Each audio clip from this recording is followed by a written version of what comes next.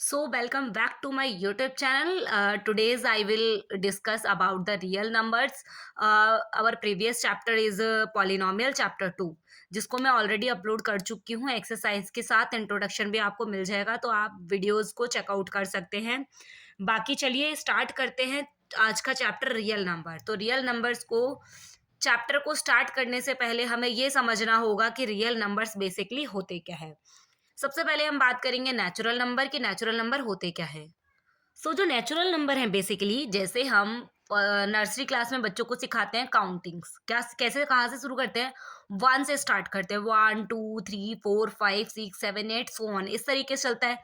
That means जो 1 2 3 4 so on, ये सभी हमारे क्या है, नेचुरल नंबर्स हैं. ठीक है. अब वहीं पर ये जो हमने नेचुरल नंबर्स पढ़े, इन नेचुरल नंबर्स को मिला के और उसके साथ जीरो, क्योंकि देखिए जब हम बच्चे को पढ़ाते हैं 1 2 3 4 वहां जीरो नहीं आता. फिर जब वो 10 के बाद सीखता है तो 10 में जीरो भी आता है, तब हम बच्चे को जीरो भी सिखाते हैं. तो क्या है कि जो जब उसमें जीरो भी ऐड हो जाएगा तो उसे हम क्या कहेंगे, होल नंबर. यानी कि नेचुरल नंबर प्लस में जीरो, है ना. देखिए क्या क्या है यहाँ पे, 0 1 2 3 4 5 सो ऑन, ये सभी क्या है, होल नंबर. यानी कि नेचुरल नंबर मिलके क्या बनाते हैं, नेचुरल नंबर और जीरो ये क्या बनाते हैं, होल नंबर बनाते हैं. इसके बाद हमारे आते हैं इंटीजर्स. इंटीजर्स बेसिकली क्या होते हैं, इसके अंदर माइनस वाली टर्म्स, प्लस वाली टर्म्स और जीरो, ये सारी की सारी चीजें इसके अंदर इंक्लूड होती हैं. ठीक है. अब उसके बाद आते हैं रेशनल नंबर. अब रेशनल नंबर बेसिकली क्या होते हैं, जो फ्रैक्शन में वैल्यूज होती हैं और जो डेसिमल में वैल्यूज होती हैं, वो सभी क्या होते हैं, रेशनल नंबर होते हैं. अब मतलब कि जो भी p बाय क्यू या फिर a बाय b इनकी फॉर्म में होते हैं, उन्हें हम कहते हैं रैशनल नंबर. फॉर एग्जाम्पल, अगर आपसे बोले 3, क्या ये रैशनल नंबर है, आप बोलेंगे नो मैम ये रैशनल नहीं है, ये तो नेचुरल नंबर भी है, होल नंबर भी है और इंटीजर भी है, बट रैशनल नहीं है. पर एक बात बताओ, अगर इसके डिवाइड में कुछ भी नहीं है और मैं यहाँ पर 1 लिख दूं, तो 1 के बाद भी तो ये 3 ही रहेगा और ये किसके फॉर्म में चला गया, p बाई क्यू की फॉर्म में हो गया है. इसका मतलब जो 3 है वो भी क्या है, एक रैशनल नंबर है. क्लियर है. देन देखिए कई बार क्वेश्चन पूछा जाता है, क्या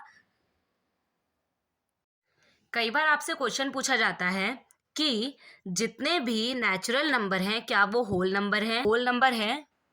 देखिए हमसे कई बार क्वेश्चन पूछा जाता है कि जितने भी होल नंबर हैं वो नेचुरल नंबर हैं या नहीं हैं, और जितने भी नेचुरल नंबर हैं वो होल नंबर हैं या नहीं हैं.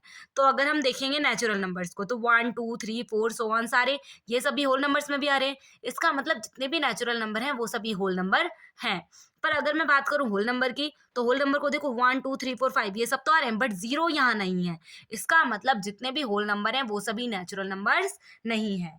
इसके बाद हम बात करते हैं इरेशनल नंबर्स की. देखिए ये सभी तो होते हैं हमारे रेशनल नंबर, यानी नेचुरल नंबर क्या होते हैं, होल नंबर क्या होते हैं, इंटीजर क्या होते हैं, रेशनल क्या होते हैं. इसको एक ट्रिक वाइज समझते हैं, क्योंकि देखो आपको जो नॉलेज थी वो तो मिल गई, बट एक ट्रिक मैं आपको बता देती हूँ. देखो नेचुरल नंबर में तो नेचुरली जो हम पढ़ते हैं 1 2 3 4 सो ऑन, होल होल का मतलब क्या होता है, सारे, है ना.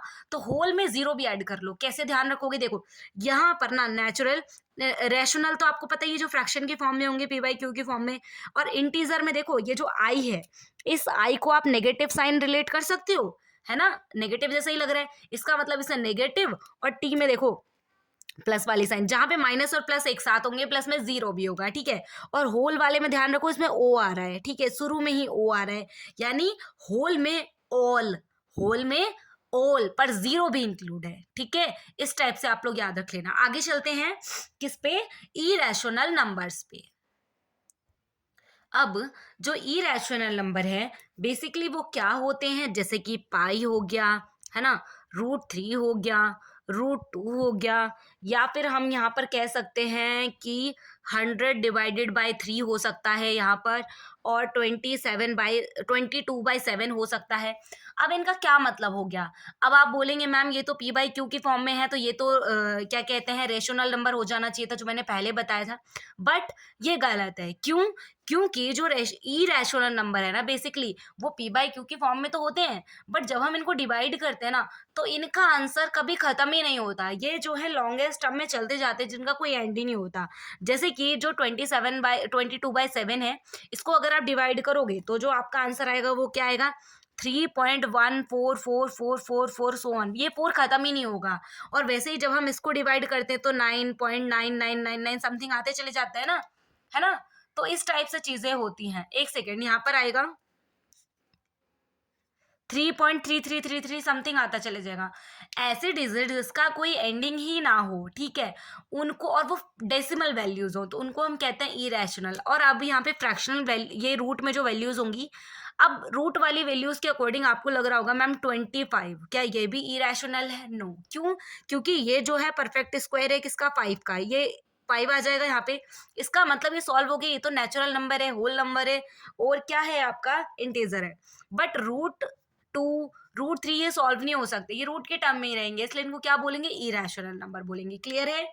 तो इरेशनल नंबर इनसे अलग होते हैं, बट ये सभी और इरेशनल नंबर मिलके क्या बनाते हैं, रियल नंबर्स बनाते हैं। क्लियर है? आफ्टर दैट हमें चलना है कंपोजिट नंबर के पास। चलिए, कंपोजिट से पहले मैं आपको बताना चाहूंगी प्राइम नंबर। तो प्राइम नंबर बेसिकली क्या होते हैं, प्राइम नंबर वो होते हैं जिनके फैक्टर्स या तो 1 होते हैं या तो फिर वो सेल्फ होता है, यानी या तो खुद से कटता है या फिर वो 1 से डिविजिबल होता है, तो उन्हें हम क्या बोलते हैं, प्राइम नंबर्स बोलते हैं। जैसे कि हम देखें 1 को साइड कर दो, 1 के बाद बचा 2 इज अ प्राइम नंबर क्योंकि वो सेल्फ से और 2 से डिविजिबल होता है। 1 का केस मैं अभी आपको बताऊंगी, बाकी पहले इन चीजों को देखो। 2 के बाद है 3 जो कि सेल्फ डिविजिबल है और 1 से डिविजिबल है। 3 के बाद अगर हम देखें 4 जो है इनके फैक्टर्स ज्यादा, उनको हम इधर लिख रहे हैं, और जिनके फैक्टर्स नहीं, मतलब जो और ज्यादा डिविजिबल नहीं हो सकते, जो खुद से और 1 से डिवाइड होते हैं, उनको हम यहाँ लिख रहे हैं, ठीक है। इसके बाद है यहाँ पर 4, तो यहाँ आ गया। इसके बाद 5 देखो, 5 डिवाइड नहीं होता, 5 1 से और 5 से ही डिवाइड होता है। इसके बाद 6 तो 2 से भी डिवाइड हो जाता है, 3 से भी डिवाइड होता है, इसका मतलब हमें इसको यहाँ लिखना पड़ेगा। इसके बाद है 7 के बाद है 8 तो डिविजिबल हो जाता है। इसके बाद है 9 जो है 1 से भी डिविजिबल है, 3 से भी डिविजिबल है और 9 से भी डिविजिबल है। इसका मतलब उसके 2 से ज्यादा फैक्टर्स बन गए, तो वो प्राइम नहीं है, वो प्राइम के अंदर नहीं आएगा, वो यहाँ पर आएगा। इसका क्या है, 9 के बाद आएगा 10 भी डिविजिबल हो जाता है। 10 के बाद 11 इधर आएगा। वैसे ही अब क्या है, 12 यहाँ पर आएगा क्योंकि वो डिविजिबल हो जाता है। देन 13। तो वो नंबर्स जो खुद सेल्फ से और 1 से डिविजिबल होते हैं, वो सभी नंबर्स क्या होते हैं, वो होते हैं आपके प्राइम नंबर्स। क्या होते हैं, ये सारे प्राइम नंबर्स होते हैं। अब वहीं पर अगर मैं बोलूं, वो नंबर्स जो आपके प्राइम नहीं है, यानी प्राइम नंबर्स को छोड़कर बचे हुए सारे नंबर्स वो क्या होते हैं, ये सारे नंबर्स आपके होते हैं कंपोजिट नंबर, ठीक है। इसको छोड़कर ये सभी क्या होते हैं, कंपोजिट नंबर होते हैं। यहाँ पर 1 नहीं आएगा क्लास, मैंने आपको बोला था ना 1 का केस मैं बताऊंगी। तो 1 और 0 को छोड़कर जो नंबर प्राइम है वो तो यहाँ आएंगे। प्राइम वालों को छोड़कर जो भी नंबर बच गए उन्हें हम बोलते हैं कंपोजिट नंबर। क्लियर है? इसके बाद आता है को प्राइम नंबर। को प्राइम में को 2 से रिलेट कर लो, को 2 से रिलेट कर लो, यानी 2 प्राइम नंबर का जो पेयर होता है उसी को ही कहते हैं 2 प्राइम नंबर, जिनका फैक्टर सिर्फ और सिर्फ 1 होता है। जिनका फैक्टर सिर्फ और सिर्फ क्या होता है, 1 होता है। यानी कि हम यहाँ पर 2 और 3 ले सकते हैं, इन दोनों का फैक्टर सिर्फ 1 होगा। 2 भी 1 से, ये दोनों क्या सेम टेबल से डिविजिबल है? नो। इसका मतलब इनका फैक्टर क्या होगा, सिर्फ 1 से ही दोनों डिविजिबल है, इसका मतलब ये को प्राइम है, ठीक है। वैसे ही हम एग्जांपल ले सकते हैं 7 और 17, ये दोनों भी क्या है, सिर्फ 1 से डिविजिबल हो सकते हैं। अब इसके बाद 0 और 1 का केस बनाती हूँ। जो 0 और 1 है ना वो थोड़े अलग ही हैं। क्यों? क्योंकि 0 और 1 ना तो प्राइम नंबर है और ना ही कंपोजिट नंबर है। तो आप इसको अलग से नोट डाउन कर सकते हैं कि जो 0 और 1 है वो ना तो प्राइम नंबर है और ना ही वो कंपोजिट नंबर है। क्लियर? इसके बाद हमें पढ़ना है प्राइम फैक्टराइजेशन, जिसके आपके क्वेश्चंस भी गिवन कर रखे हैं। तो प्राइम फैक्टराइजेशन बेसिकली होता क्या है उसको देख लेते हैं। देखिए, जैसे कि मैंने आपके सामने एक एग्जाम्पल लिया है 8। अब आप बताओ ये 8 किस किस से डिविजिबल हो जाएगा? आप बोलोगे मैम ये 1 से 1 मतलब किस किस टेबल में आ सकते हैं? 1 8 जा 8 आ सकता है, ठीक है। 8 1 जा 8 आ सकता है, ठीक है। 2 4 जा 8 आ सकता है, ठीक है। 4 2 जा 8 आ सकता है। तो इसके अलावा कुछ और भी है क्या? नहीं। तो ये सारे जो है, अब इसमें देखिए कॉमन क्या क्या है। तो यहाँ पर हम देखें, एक तो 1 है, 8 है, 2 है, 4 है, बाकी इन सब के अलावा सब कुछ रिपीट है। तो जो वन टाइम आया है हमें उसे लेना है, यानी कि 1 8 2 4, यानी 1 2 4 8। ये सभी जो है वो फैक्टर हैं किसके? 8 के। ये जो है ये सभी क्या है? फैक्टर है 8 के। और ये तो चलो छोटा नंबर था, हमने इसको इस तरीके से निकाल दिया। बट अगर कोई बड़ा नंबर है तो उसको हम कैसे निकालेंगे? मान लीजिए आपको दे दिया 500। क्या दे दिया? 500 आपको दे दिया, और बोल रहे हैं कि इसका कंपोजिट प्राइम फैक्टर आप निकालो। तो कैसे करेंगे इसको? मान लीजिए आपको दे दिया 500 का प्राइम फैक्टर निकालो। तो आपने सुना होगा बचपन से ही कि जब भी हम इस तरीके से निकालते हैं तो क्या लिखते हैं? सबसे पहले हम लिखते हैं 2, क्योंकि 2 क्या है? एक प्राइम नंबर है। हम इसको प्राइम नंबर से ही स्टार्ट करते हैं, 2 से 3 से। वैसे तो 2 से ही स्टार्ट करते हैं, 2 से डिविजिबल नहीं होता तो 3 आता है। इसका मतलब ये क्या है? ये दोनों प्राइम है, इसी वजह से इसको कहते हैं प्राइम फैक्टर। और ये जो पूरा प्रोसेस हो गया जिसके थ्रू हमने फैक्टर्स निकाले, उस प्रोसेस को कहते हैं प्राइम फैक्टराइजेशन। क्लियर है? चलो इसको क्लियर करके देखते हैं। तो 2 जा 4, 1 रह गया यहाँ पर, 2 5 जा 10 और 0। 2 1 जा 2, 2 2 जा 4, 2 5 जा 10। ये 3 से डिविजिबल नहीं होगा, 5 से होगा। तो क्या लिखेंगे? 5 1 जा 5 और 0, 5 5 जा, एक सेकेंड, 5 5 जा 25। नेक्स्ट है 5 3 जा 15। इसके बाद क्या आएगा आपका? 3 1 जा 3। वैसे 3 ऊपर आ सकता था, यहाँ पे डिविजिबल होगा कहीं पर। ये एक सेकेंड, यहाँ पर 0 आएगा क्योंकि डिविजिबल नहीं है। 105 है ना, क्योंकि 5 1 जा, एक सेकेंड, 5 2 जा 10, और देन उसके बाद आएगा 5 5 जा 25। तो 25 आएगा यहाँ पर, और ये आएगा 5 5 जा 25, और ये है 5 1 जा 5। ये यहाँ पे मिस्टेक थी तो इसको आप करेक्ट कर लेना, ठीक है। तो इस टाइप से हो जाएगा, यानी कि देखो 2 यहाँ पे रिपीट हो गया, यानी 2, और क्या है? 5 हो जाएगा यहाँ पे, ठीक है। तो ये दोनों क्या है? इसके फैक्टर्स होंगे, यानी इन दोनों से डिविजिबल हो जाएंगे। देखो रिपीटेड हमें नहीं लेने थे, सिर्फ हमें क्या लेना है? वन टाइम लेना है। तो ये क्या है? हमारे प्राइम फैक्टर है, और जो हमने प्रोसेस यूज करा वो है प्राइम फैक्टराइजेशन। क्लियर है? नेक्स्ट टॉपिक की तरफ चलते हैं। नेक्स्ट है एलसीएम एंड एचसीएफ। आपने छोटी क्लासेस में भी पढ़ा होगा एलसीएम और एचसीएफ के बारे में। तो एलसीएम क्या होता है? Lowest common multiple. तो जो एलसीएम है वो लोएस्ट कॉमन मल्टीपल है, और जो एचसीएफ है वो हाईएस्ट कॉमन फैक्टर है। यानी एलसीएम मल्टीपल है और ये क्या है? फैक्टर, यानी फैक्टर छोटा होगा और जो मल्टीपल है वो बड़ा होगा, ठीक है। जब कहीं भी आपको लगे कि इसका आंसर बड़ा आ रहा है तो वो एलसीएम होगा, क्योंकि देखो मल्टीपल मल्टीपल बड़ा ही होता है और जो फैक्टर होता है वो छोटा होता है। क्योंकि अभी देख रहे हो ये 8 था, तो ये जो 8 है, जब हमने इसके फैक्टर निकाले तो 1 2 4 8 थे, पर ये जो 8 है ना वो इनका क्या है? मल्टीपल है, तो इन डिजिट से जो है ये बड़ा है ना। वैसे ही यहाँ पर देखो 2 और 5 जो है इसके फैक्टर हैं, है ना। बट इन दोनों का 500 क्या है? मल्टीपल है, तो ये डिजिट बड़ी थी, ठीक है। तो आप ऐसे भी याद रख सकते हो। इसके बाद चलिए कुछ हम निकालना शुरू करते हैं। कैसे? जैसे कि मान लीजिए अभी मैंने आपको फैक्टर और मल्टीपल के बारे में तो बता दिया। मान लो आपको 16 और 18 का एलसीएम ऑफ एचसीएफ निकालना है दोनों का। तो कैसे निकालेंगे? देखिए क्या लिखा है, 16 और 18 का एक तो आपको निकालना है एलसीएम, ठीक है, और एक निकालना है इसका एचसीएफ। तो कैसे करोगे? चलो एलसीएम निकालेंगे तो दोनों का एक साथ निकालना पड़ेगा, और एचसीएफ निकालेंगे तो अलग अलग, क्योंकि एचसीएफ क्या है? फैक्टर है, और ये क्या है? मल्टीपल है। तो चलिए इसको स्टार्ट करते हैं। देखो इसको एलसीएम निकालने के लिए दोनों को एक साथ रखेंगे, यानी 16 और 18। चलो इसको कट करना, सबसे पहले प्राइम नंबर लेना पड़ेगा क्योंकि प्राइम फैक्टराइजेशन प्रोसेस से करेंगे। यानी 2 8 जा 16, 2 9 जा 18। यहाँ पे ये 2 4 जा 8 कटेगा, 9 तो आता ही नहीं है इसलिए 9 को एज इट इज लिखना पड़ेगा, और ये 2 2 जा 4, 9 एज इट इज रहेगा, 2 1 जा 2। अब देखो 2 का सारा वर्क खत्म है, अब कौन आएगा, 3 आएगा, क्योंकि 9 तो हम डायरेक्ट लिख नहीं सकते, क्योंकि सबसे पहले हमें छोटे से छोटा फैक्टर लेना पड़ेगा। तो क्या है, 3 3 3 जा 9, और ये 1 तो ऑलरेडी है ही, देन 3 1 जा 3। तो यहाँ पर जो है इन सभी को एक साथ मल्टीप्लाई कर दो। कैसे लिखोगे आप इसको, ऐसे लिख सकते हो, 2 इंटू 2 काउंट कर लो, 1 2 3 4, यानी 1 2 3 4, और उसके बाद 2 टाइम्स जो है 3 है। देन आप इसको ऐसे भी लिख सकते हो, और आप इनको ऐसे भी लिख सकते हो, यानी 2 की पावर 4 इंटू 3 की पावर 2। अब इसको आपको सॉल्व, एक सेकेंड, ये आप इसको ऐसे भी लिख सकते हो, 2 की पावर 4 एंड 3 की पावर 2। अब इनको मल्टीप्लाई करिए, जो आपका आंसर क्या आएगा, 2 2 जा 4, 4 2 जा 8, 8 2 जा 16, और 16 3 जा 16 जो 3 जा आपका क्या हो जाएगा, 48, और 48 जो 3 जा है वो आपका कितना रहेगा, 144। यानी कि जो इसका एलसीएम है वो कितना आ जाएगा, 144। ठीक है, यानी कि हम यहाँ पे लिख सकते हैं कि जो एलसीएम है वो कितना है, 144 है।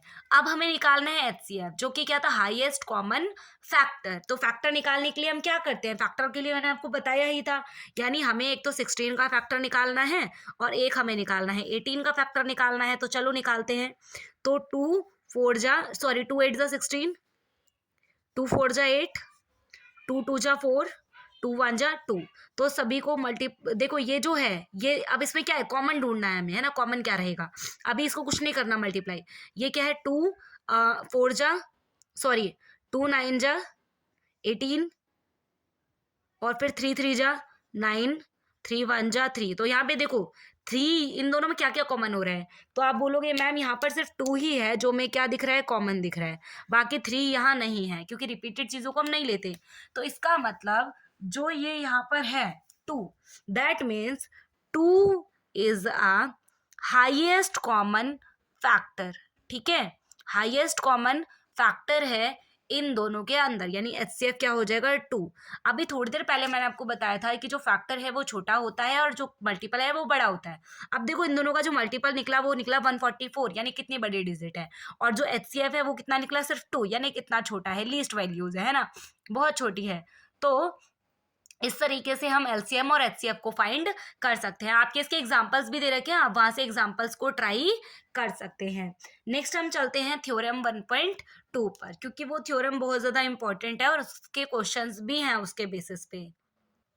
देखिए थ्योरम बेसिकली क्या कहती है कि पी जो है कोई एक प्राइम नंबर है, और प्राइम नंबर कौन सा होता है, जिसके फैक्टर से 1 हो और एक सेल्फ हो, है ना, एक से और खुद के नंबर से डिविजिबल हो, वो है प्राइम नंबर, यानी पी एक प्राइम नंबर है। ठीक है, बोल रहा है अगर पी डिवाइड करेगा ए स्क्वायर को, अगर पी डिवाइड करेगा ए स्क्वायर को, तो वो ए को भी डिवाइड करेगा, पी डिवाइड्स ए। और ए क्या है यहाँ पर, ए है पॉजिटिव इंटीजर, यानी कि 1 2 सो ऑन जो भी नंबर्स है उनमें से कुछ भी हो सकता है पर पॉजिटिव वैल्यू। ठीक है, अब यहाँ पर इसके एग्जाम्पल के साथ इसको समझते हैं। मान लीजिए 5 जो है, मतलब पी मैं यहाँ पर ले रही हूँ 5 को, और ए ले रही हूँ मैं 25 को। ठीक है, क्लियर है। अब पी क्या है, एक प्राइम नंबर है। ठीक है, 5 जो है खुद से और 1 से डिविजिबल होता है, और जो ए जो है वो 25 है, यानी पॉजिटिव इंटीजर है, पॉजिटिव नंबर है। ठीक है, अगर मैं यहाँ पर देखूं, क्या देखूं कि अगर पी जो है डिवाइड कर रहा है 25 को, डिवाइड कर रहा है, यानी जो 5 है वो डिवाइड कर रहा है किसको, 25 को। ठीक है, और 25 क्या है, 5 का स्क्वायर है, यानी जो 5 है वो डिवाइड करेगा 5, ये 5 का स्क्वायर था ना, इसका मतलब ये जो 5 है वो इस 5 को भी डिवाइड करेगा, और ये जो 5 है वो क्या है, ए है। क्लियर है, यानी कि जो 5 है अगर वो इस स्क्वायर को डिवाइड करेगा, तो इसका मतलब जो इसका सिंपल फॉर्म बनेगा ना 5, वो उसको भी डिवाइड करेगा। यहाँ पर सिर्फ इतना बोलना चाह रहा है। ऐसा ही मैं एक और एग्जांपल आपके सामने लिख देती हूँ, जैसे कि 5 डिवाइड्स 10 का सॉरी 100 लिख देती हूँ मैं यहाँ पर, और 100 क्या है, 10 का स्क्वायर है। यानी कि अगर 5 इस स्क्वायर इसको डिवाइड करेगा ना, ए स्क्वायर को, यानी 10 का स्क्वायर 100 है, अगर 5 100 को डिवाइड करेगा तो 5 जो है ऑब्वियस सी बात है डिवाइड करेगा किसको, 10 को। क्लियर है? सेम वैसा ही आप बोल सकते हो कि जो 3 है अगर वो 3 के स्क्वायर को डिवाइड करेगा जो कि 9 होता है, तो वो 3 को भी डिवाइड करेगा। क्लियर है? तो इसी टाइप से हमें चीजें करनी है। वैसे ही 2 डिवाइड करेगा अगर 4 के स्क्वायर यानी कि 16 को, तो वो 4 को भी डिवाइड करेगा। तो ये हमारी थ्योरम है।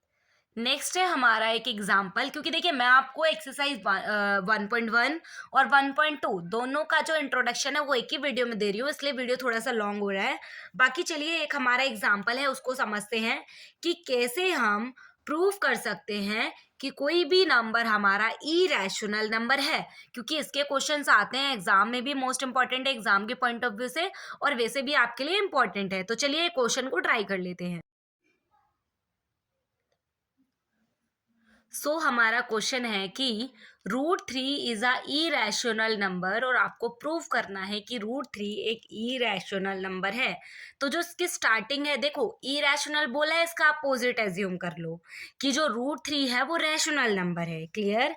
यानी कि लेट √3 इज अ, क्या लिखना है, रेशनल नंबर। क्लियर है?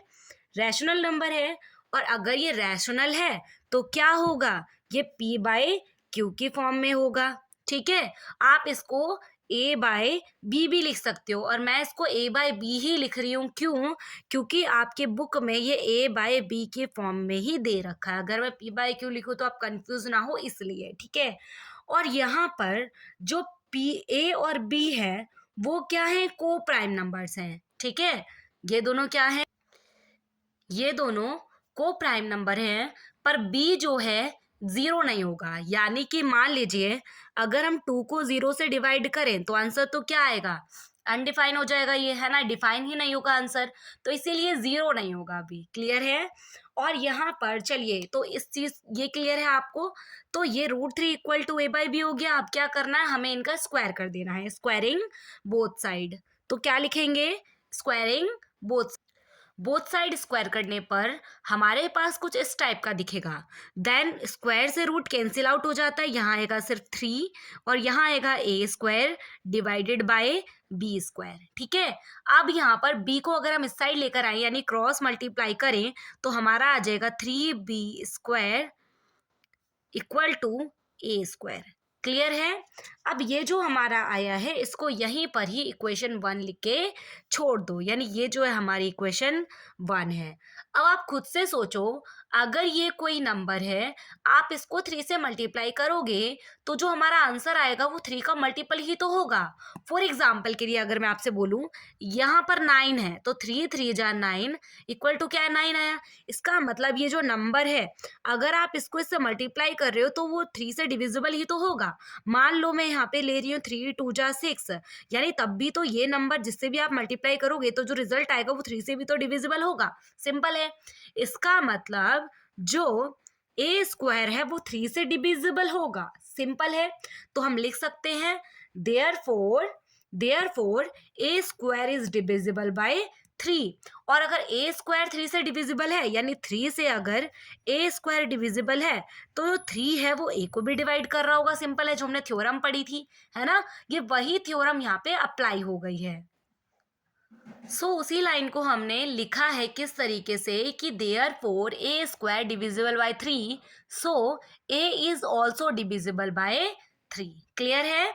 नेक्स्ट हमें इसको क्या करना है, एक न्यू नंबर एज्यूम करना है जो कि है c, और जो कि एक इंटीजर है। उसको हम लिख सकते हैं 3c इक्वल टू a। उसको इक्वेशन लिख के छोड़ देना है, देन आगे चलना है हमें। ठीक है? अब यहाँ पर c क्या है, c एक इंटीजर है, c इज अ इंटीजर।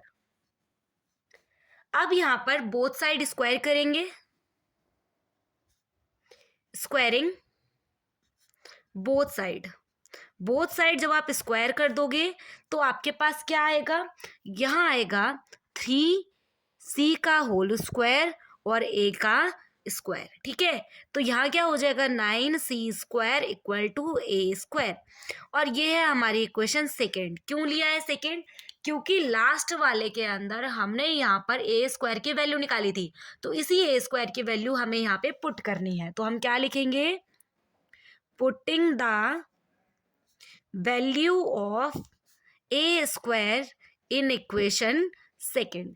जब सेकेंड के अंदर आप ये वैल्यू पुट करोगे तो आपका आ जाएगा 9c² इक्वल टू, देखो a² की वैल्यू कितनी थी? a² की वैल्यू थी 3b², तो हम लिखेंगे 3b²। अब देखो हमने क्या देखा कि जो 3 है, ये 3 है वो 9 से कैंसिल आउट हो जाएगा, तो यहाँ पे क्या आएगा? 3 आएगा। 3c² is equal to b², ये हमारा आ जाएगा। अब आप खुद एज्यूम करो, सेम जैसे हमने लास्ट टाइम देखा था जब मैंने आपको बोला था कि अगर ये b कोई इंटीजर है, मतलब एक नंबर है, इंटीजर है, तो क्या होगा? अगर हम 3 को b से मल्टीप्लाई करेंगे तो जो हमारा आंसर होगा वो 3 से डिविजिबल होगा। बिल्कुल, इसका मतलब अगर 3 a² को डिवाइड कर रहा है तो वो a को भी डिवाइड करेगा, सिंपल है। सेम वैसे ही जो 3 है, 3c को अगर आप मल्टीप्लाई करोगे तो आंसर क्या आएगा? b² आ रहा है। इसका मतलब 3 जो है b² को डिवाइड करेगा, और अगर ये b² को डिवाइड करेगा तो ये b को भी डिवाइड करेगा, सिंपल है। तो हम उसी टाइप से दोबारा से लाइन को लिखेंगे। ठीक है, अब हमने शुरू में समझा था कि ये क्या है? एक प्राइम नंबर, को प्राइम नंबर है। ठीक है, बट को प्राइम नंबर के फैक्टर कितने होते हैं? 1 होते हैं, है ना? 1 होता है या तो सेल्फ होता है, ठीक है, उसे हम कहते हैं को प्राइम। बट यहाँ पर बोल रहा है कि जो ये जो नंबर है इसके कितने हैं? एटलीस्ट 3 हमारा आंसर आया था ना, 3 से डिविजिबल थे। इसका मतलब 3 से भी डिविजिबल है, यानी कि वो a और b से तो डिविजिबल है और साथ में वो 3 से भी डिविजिबल है। इसका मतलब यहाँ पे हमारे 3 कॉमन फैक्टर्स बन गए। सो हमारा जो अजम्पशन है वो रॉन्ग हो गया कि √3 हमने माना था ना कि वो रैशनल नंबर है, यानी कि हमारा जो अजम्पशन है वो गलत हो गया। Assumption is wrong. Wrong that की √3 is a rational number. Clear? अगर ये रैशनल नहीं है तो क्या होगा? √3 इज अ इरैशनल नंबर। सो हमें यही तो प्रूफ करना था, क्वेश्चन हमारा यही तो था कि प्रूफ करना था हमें √3 जो है इरैशनल नंबर है। तो ये प्रूफ हो चुका है। आप देखो स्टेप्स हैं, अगर एक दो बार आप क्वेश्चन को प्रैक्टिस कर लेंगे ना, बहुत इजी है क्वेश्चन। ठीक है, अभी आपने फर्स्ट टाइम समझा इसलिए आपको थोड़ा सा लॉन्ग लग रहा है, बट जब आप एक दो बार इन स्टेप्स को फॉलो करके ट्राई करेंगे ना तो आपको बहुत अच्छे से आ जाएगा। मैंने आपको डीपली थोड़ा सा इसलिए बताया ताकि आपको स्टेप्स रटने ना पड़े, आप इजिली कॉन्सेप्ट को समझकर अपने क्वेश्चंस को कर सकें। वैसे ही एक और क्वेश्चन है कि आपको अगर दो चीजें हैं प्लस करके दे रखी है, देन उसको किस टाइप से करोगे? मैंने ये जो क्वेश्चन आपके सामने लिया है 6 + √2 इज अ इरेशनल नंबर, ये एक आपका एक्सरसाइज का ही क्वेश्चन है, क्योंकि मुझे समझ नहीं आ रहा था तो मैंने वही क्वेश्चंस आपका यहाँ पे ले लिया है एग्जाम्पल के लिए। तो हमें प्रूफ करना है कि ये क्या है? एक इरेशनल नंबर है। तो सबसे पहले हम क्या करते हैं? एज्यूम कर लेते हैं इसका अपोजिट कि ये क्या है? रैशनल नंबर है। अगर ये एक रैशनल नंबर है तो ये किसकी फॉर्म में रहेगा? p/q की फॉर्म में रहेगा, यानी 6 प्लस में √2 इज इक्वल टू p/q की फॉर्म में रहेगा, यानी हम इसको a/b बोल सकते हैं, इसके फॉर्म में है। और a और b यहाँ पर क्या है? ये को प्राइम इंटीजर्स हैं, तो हम लिख सकते हैं कि where a and b is a coprime integer, है ना? ये दोनों क्या है? को प्राइम इंटीजर है। बट जो b है वो 0 के इक्वल नहीं होगा, क्योंकि 0 के इक्वल होगा तो वो क्या है? अनडिफाइंड आंसर देगा आपको, तो 0 के इक्वल आपको नहीं लिखना है। तो अब क्या करना है आपको? जो भी यहाँ पे आपको नंबर्स दे रखे हैं, सिर्फ रूट वाली टर्म को छोड़कर बाकी सारे टर्म को आपको अदर साइड ले जाना है, यानी कि जो था आपका 6 प्लस में √2 equal to a divided by b, तो आपको √2 को यहीं रखना है, बाकी सबको अदर साइड लेके जाना है, यानी कि √2 equal to a divided by b, और 6 उधर जाएगा तो क्या आ जाएगा? -6 आ जाएगा। क्लियर है? अब हम देख रहे हैं इसका एलसीएम लोगे तो क्या आ जाएगा? √2 इज इक्वल टू एलसीएम लोगे आएगा b, और यहाँ आएगा a -6b। ठीक है, तो अब आपको क्या पता चला? हम देख रहे हैं जो p/q के फॉर्म में होता है वो होता है रैशनल, और जो ऐसा रूट में कोई नंबर हो और ये ना क्या है? परफेक्ट स्क्वायर भी नहीं है, और परफेक्ट स्क्वायर नहीं है तो हम इसको क्या बोलते हैं? एक रैशनल नंबर बोलते हैं, इरैशनल नंबर बोलते हैं, सॉरी। मैंने आपको पहले बताया था, रुको मैं एग्जांपल दिखाती हूँ। देखो ये रहा, ये वाली टर्म मैंने आपको समझाई थी कि जो परफेक्ट स्क्वायर ना हो, ऐसी चीजें जो लॉन्गेस्ट टर्म तक चलती जाए, जिसका एंडिंग ना हो, नेवर एंडिंग जो वैल्यूज हैं, तो वो इरेशनल में आती है। इसका मतलब जो रूट 2 है वो क्या है, इरेशनल है में, और जो पी बाई क्यू की फॉर्म में हमें दिख रहा है, यानी कि ये किसके फॉर्म में है, पी बाई क्यू की फॉर्म में है, तो ये कौन है, ई रैशनल, सॉरी ये रैशनल है, रैशनल नंबर। मैं आपको दोबारा से ये वाला दिखा देती हूँ। देखिए इरेशनल, जिसमें रूट 2 वाली टर्म जो लॉन्गेस्ट टाइम तक चल रही थी, और रैशनल कौन सी थी, जो पी बाई क्यू की फॉर्म में थी, डेसिबल की फॉर्म में थी। ठीक है, इस टाइप से चीजें हो जाएंगी। यानी ये क्या है, एक रैशनल है जो पी बाई क्यू की फॉर्म में है, और रूट 2 जो है वो क्या है, एक ई रैशनल नंबर है। तो ऐसा तो पॉसिबल नहीं है कि वन साइड इरेशनल हो, वन साइड रैशनल हो, है ना। ये इरेशनल रेशनल के इक्वल कैसे आ सकता है, इसका मतलब ये जो दोनों ही वैल्यूज हैं वो क्या है, इरेशनल है। सो प्रूव हो गया कि ये दोनों 6 प्लस में root 3 is a irrational number. आप हैंड्स प्रूफ करके ये लिख सकते हैं। क्या लिखेंगे, since since we know that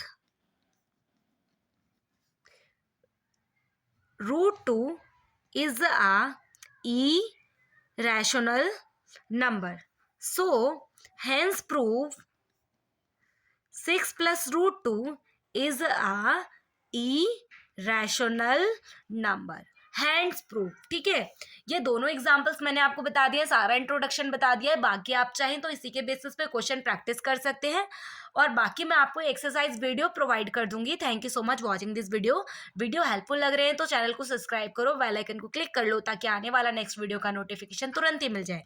thank you so much watching this video.